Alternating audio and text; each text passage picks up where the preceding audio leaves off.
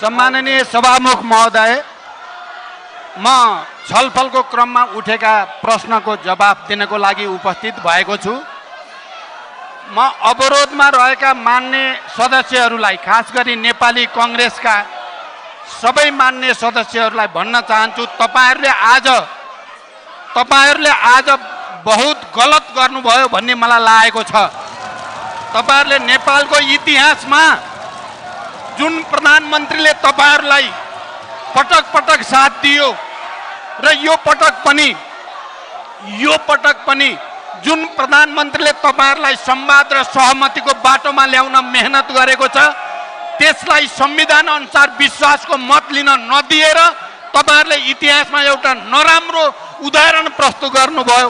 म त्यसको निम्ति गहिरो दुःख व्यक्त गर्न चाहन्छु र तपाईहरु नेपाली कङ्ग्रेसको लागि धेरै मूल्य चर्को पर्नेछ। आजको तपाईहरुको यो गतिविधि नेपालको इतिहासमा राम्रैसँग स्थापित हुनेछ कलङ्कको रूपमा। म यो कुरा भन्न चाहन्छु र मेरो विश्वासको मतको पक्षमा समर्थन गर्ने नेकपा एमालेका मान्य सदस्य विष्णु पौडेल लगायत सबै संसदीय दल, सबै मान्य सदस्यहरूलाई हार्दिक धन्यवाद भन्दै म मेरो भनाइ टुङ्ग्याउँछु। धन्यवाद, अभिवादन।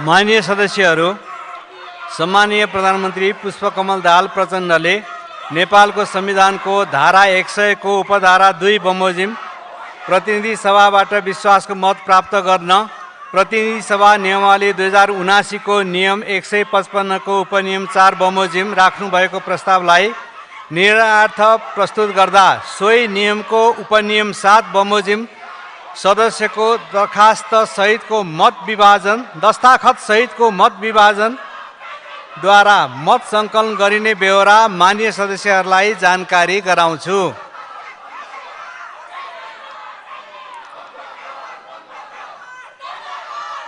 मान्य सदस्यहरू,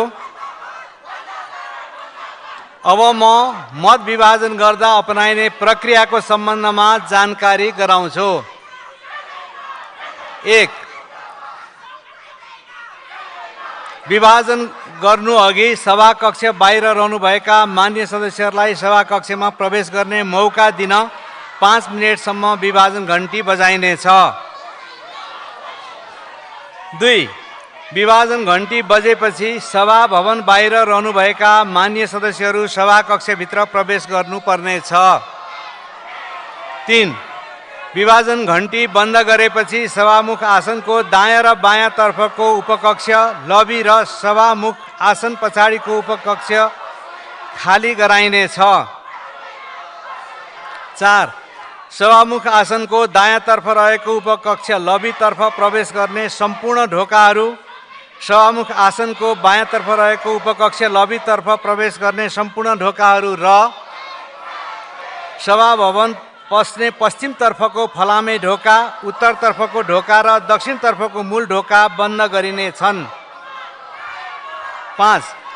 उल्लेखित ढोकाहरू बन्द गरिसकेपछि मत सङ्कलन कार्य सम्पन्न नहुन्जेलसम्म बाहिर रहेका मान्य सदस्यहरू लगायत कसैलाई पनि सभाकक्षभित्र प्रवेश गर्न र बाहिर जान दिइने छैन। 6.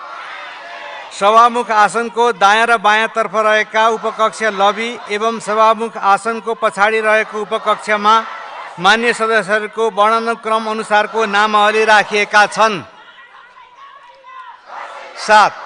प्रस्तावको पक्षमा रहनुहुने मान्य सदस्यहरू अर्थात् हुन्छ भन्ने पक्षका मान्य सदस्यहरू सभामुख आसनको दायाँ तर्फ रहेको उपकक्ष, लबीमा प्रवेश गरी त्यहाँ राखिएको वर्णानुक्रम अनुसारको आफ्नो नामावलीको दस्ताखत महलमा दस्ताखत गर्नुपर्ने छ।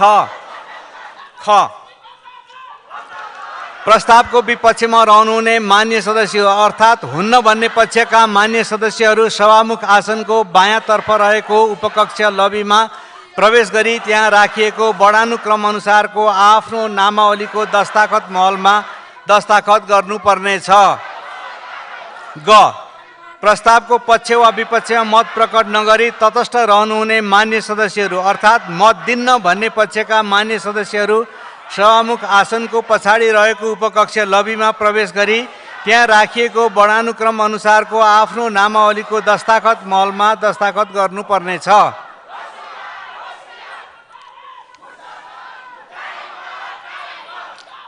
मान्य सदस्यहरू आसन ग्रहण गरेर मतदानको वातावरण बनाइदिनु हुन म फेरि मान्य सदस्यहरूलाई अनुरोध गर्दछु।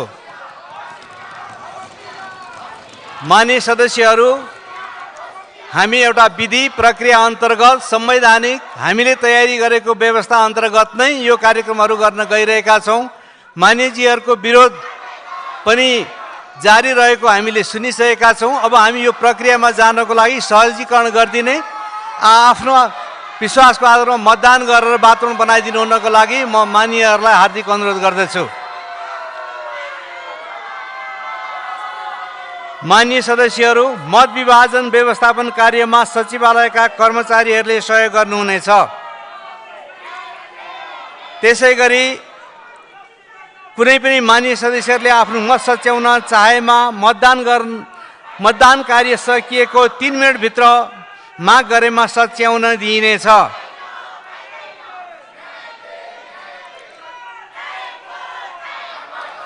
मतदान प्रक्रियामा आवश्यक सम्पूर्ण सहजीकरण गर्नको लागि मर्यादा पालकहरूलाई म निर्देश गर्दछु।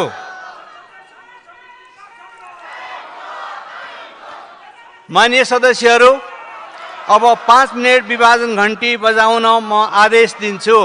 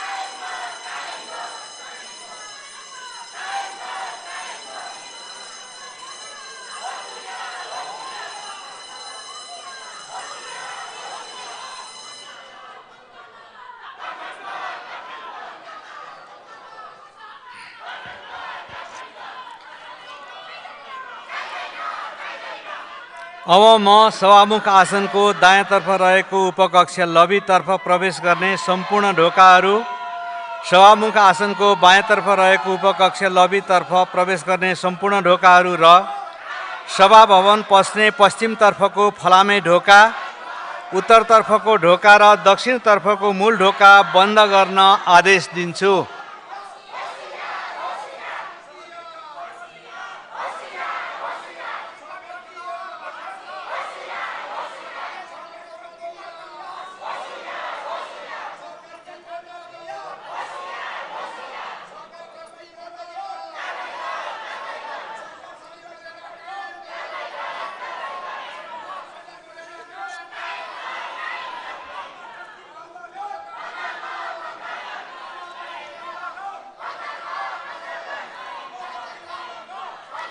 मान्य सदस्यहरू, अब म सम्माननीय प्रधानमन्त्री पुष्पकमल दाहाल प्रचण्डले नेपालको संविधानको धारा 100 को उपधारा 2 बमोजिम प्रतिनिधि सभाबाट विश्वासको मत प्राप्त गर्न राख्नुभएको प्रस्तावलाई निर्णयार्थ प्रस्तुत गर्दछु। मान्य सदस्यहरू, यस प्रस्तावको पक्षमा अर्थात् हुन्छ भन्ने पक्षमा रहनुहुने मान्य सदस्यहरू सभामुख आसनको दायाँतर्फ रहेको उपकक्ष लबीमा प्रवेश गरी त्यहाँ राखिएको वर्णानुक्रम अनुसारको आफ्नो नामावलीको दस्ताखत महलमा दस्ताखत गर्नुहोला। प्रस्तावको विपक्षमा अर्थात् हुन्न भन्ने पक्षमा रहनुहुने मान्य सदस्यहरू सभामुख आसनको बायाँतर्फ रहेको उपकक्ष लबीमा प्रवेश गरी त्यहाँ राखिएको वर्णानुक्रम अनुसारको आफ्नो नामावलीको दस्ताखत महलमा दस्ताखत गर्नुहोला र प्रस्तावको पक्ष वा विपक्षमा नरही मत दिन भन्ने पक्षमा रहनुहुने मान्य सदस्यहरू सभामुख आसनको पछाडि रहेको उपकक्ष लबीमा प्रवेश गरी त्यहाँ राखिएको वर्णानुक्रम अनुसारको आफ्नो नामावलीको दस्ताखत महलमा दस्ताखत गर्नुहोला।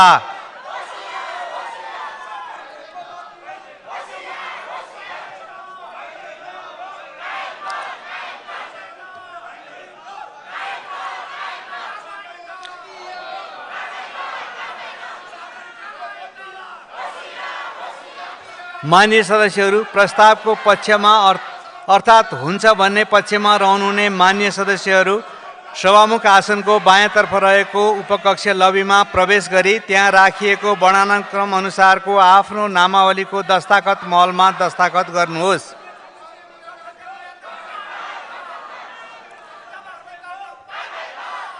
ख।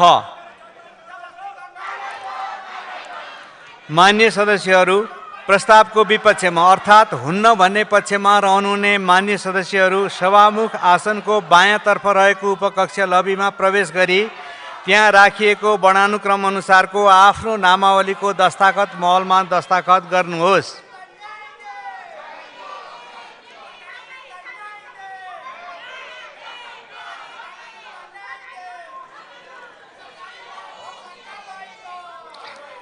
मान्य सदस्यहरू, प्रस्तावको पक्ष वा विपक्षमा मत प्रकट नगरी तटस्थ रहनुहुने मान्य सदस्यहरू अर्थात् मत दिन्न भन्ने पक्षमा रहनुहुने मान्य सदस्यहरू सभामुख आसनको पछाडि रहेको उपकक्ष लबीमा प्रवेश गरी त्यहाँ राखिएको वर्णानुक्रम अनुसारको आफ्नो नामावलीको दस्ताखत महलमा दस्ताखत गर्नुहोस्।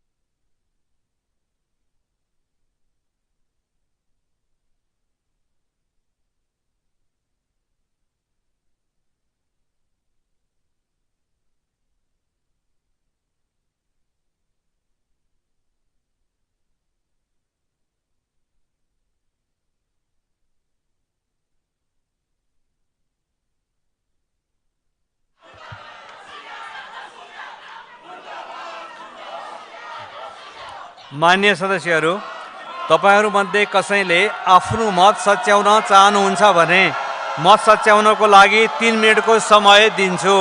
सो समयभित्र डायसमा आई आफ्नो मत सच्याउन सक्नुहुनेछ।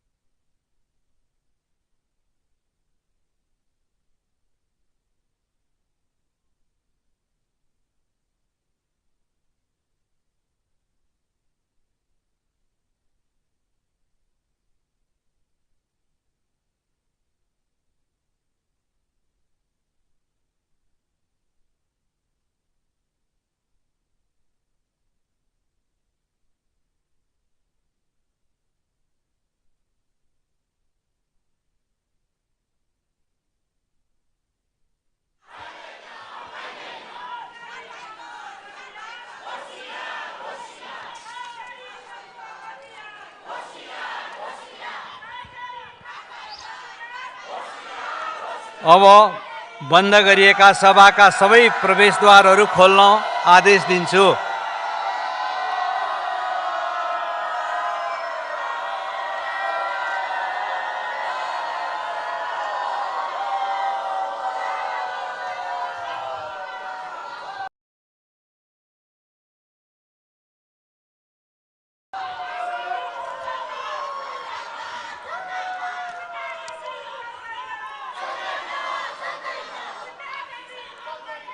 मान्य सदस्यहरू, अब म मत विभाजनको परिणाम घोषणा गर्दछु।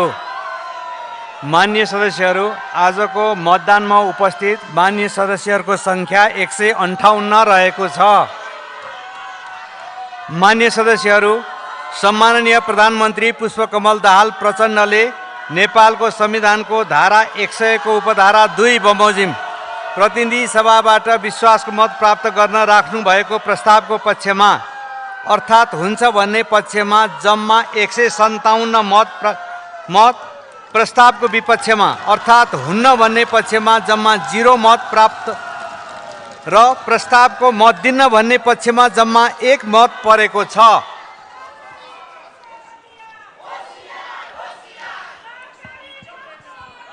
मान्य सदस्यहरू, सम्मानीय प्रधानमन्त्री पुष्पकमल दाहाल प्रचण्डले नेपालको संविधानको धारा 100 को उपधारा 2 बमोजिम प्रतिनिधि सभाबाट विश्वासको मत प्राप्त गर्न राख्नुभएको प्रस्तावको पक्षमा 157 मत परेको र उक्त सङ्ख्या प्रतिनिधि सभामा तत्काल कायम रहेको सम्पूर्ण सदस्य सङ्ख्याको बहुमत भएकोले सम्माननीय प्रधानमन्त्री पुष्पकमल दाहाल प्रचण्डले प्रतिनिधि सभाबाट विश्वासको मत प्राप्त गर्न राख्नुभएको प्रस्ताव बहुमतले पारित भएको घोषणा गर्दछु।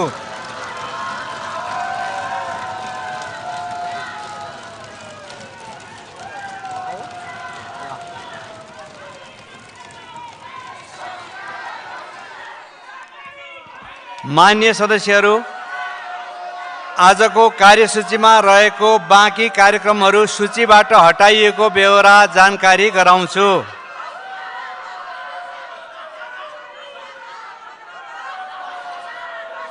मान्य सदस्यहरू, अब अर्को बैठक 2081 साल जेठ 8 गते मङ्गलबार बिहान 11 बजे बस्ने गरी यो बैठक स्थगित हुन्छ।